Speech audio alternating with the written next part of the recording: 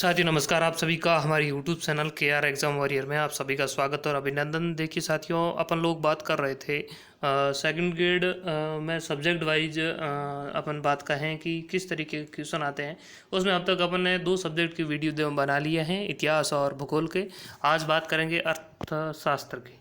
देखिए अर्थशास्त्र में इस बार क्या है कि सिलेबस थोड़ा बहुत नया है, थोड़ा बहुत क्या यूँ कहें कि 70-80% सिलेबस नया है। तो इसमें आपको किस तरीके से अपना सिलेबस तैयार करना है कि आप कम से कम 18-19 क्वेश्चन में से 14 या 15 क्वेश्चन तो कर ही पाए।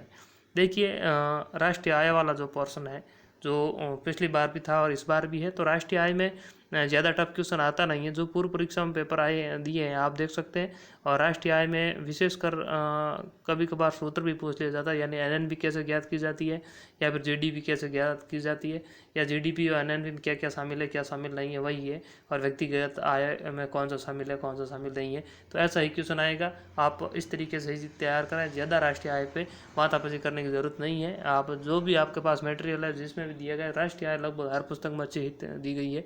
चाहे अलग से पढ़ रहे हो या फिर अन्य कोई भी पुस्तक पढ़ रहे हो, उसमें से आपको मिल जाएगा।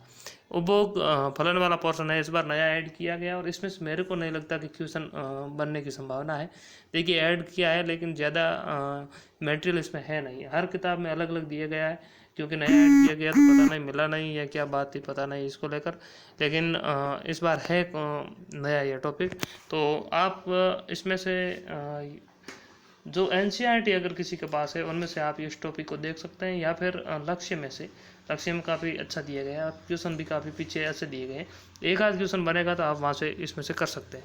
मुद्रास्फीति वाला, तो मुद्रास्फीति में ये भी टॉपिक इस बार नया है। तो मुद्रास्फीति में वही मुद्रास्फीति के प्रकार में थोड़ा बहुत ध्यान रखना, यानी रेखती मुद्रास्फीति, कूदती वगैरह ऐसा कुछ है ना, वहाँ से क्वेश्चन बनने की संभावना है।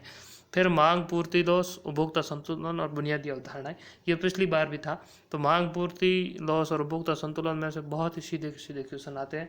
मांग की परिभाषा पूछी जाती है, या फिर मांग के जो लॉस के प्रकार है 5, उनमें से क्वेश्चन आता है। उपभोक्ता संतुलन में वही उपभोक्ता का संतुलन की विशेषताएं, वक्र की उन्नतोत्तर होता है, अनंतोत्तर होता है और समांतर होता है, और इस तरीके से क्वेश्चन आते हैं। तो इसमें ज़्यादा टफ क्वेश्चन आने की संभावना है नहीं, आपको मिल जाएंगे। आप जो भी पढ़ रहे हैं उनमें से पीछे अभ्यास कीजिए, आप आराम से अच्छा कर पाओगे।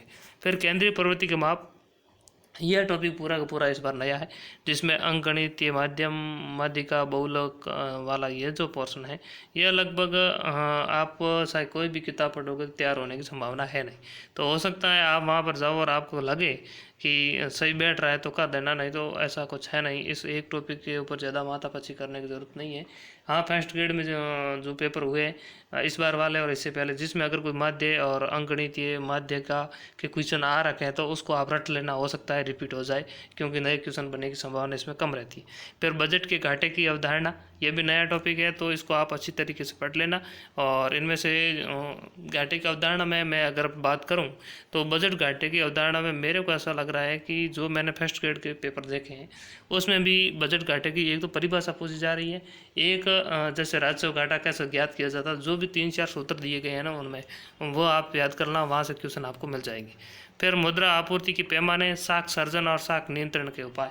तो चयनात्मक शाख नियंत्रण और गुणात्मक शाख नियंत्रण जो है वो आपको पढ़ने हैं, और वो इतने भी आप याद कर लोगे, जैसे SLR है या फिर बैंक दर क्या है, उनमें से क्वेश्चन आपको आराम से मिल जाएगा। फिर गरीबी बेरोजगारी, गरीबी बेरोजगारी में गरीबी के प्रकार और बेरोजगारी प्रकार याद कर लेना, क्वेश्चन आराम से वहाँ से मिल जाएगा। मानव विकास सूचकांक और PQLI, तो मानव विकास सूचकांक में यही है कौन सा देश प्रथम है, एक तो ये आप विशेष रूप से ध्यान रखना, यानी प्रथम कौन कौन से देश है और अंत में कौन कौन से देश है, भारत कौन से स्थान पर है। और फिर इसमें अपन बात करें आधार क्या है, दोनों में 3-3 आधार है, तो आधार याद कर लेना, जैसे जीवन प्रत्याशा है, प्रति व्यक्ति आय है और शिक्षा है। दूसरे में शिशु मृत्यु दर PQLI मिला के बाकी दोनों सेम है। तो इस तरीके के क्वेश्चन ज़्यादा आएंगे। या फिर सीधा भी क्वेश्चन पूछा जा सकता है कि SDI का संपादक कौन था, तो यहाँ से सतत विकास में 17 जो कार्य हैं वो याद करना, नीति आयोग पूरा पूरा याद कर लेना, यानी नीति आयोग अध्यक्ष से लेकर जो भी सदस्य हैं सभी को याद कर लेना। यहाँ से क्वेश्चन पूछे जाने की पूरी संभावना रहेगी, और नीति आयोग से आप देख लेना बेहतरीन क्वेश्चन भी बन सकता है, और सीधा सीधा भी पूछा जा सकता है कि नीति आयोग की स्थापना कब हुई।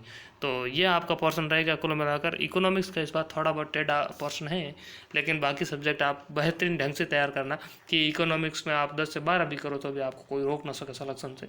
तो ये बात थी, अगले वीडियो में बात और सब्जेक्ट की करेंगे। आपका समय ज़ाया नहीं हो इसलिए इस वीडियो में आप इतनी ही बात करेंगे। धन्यवाद साथियों।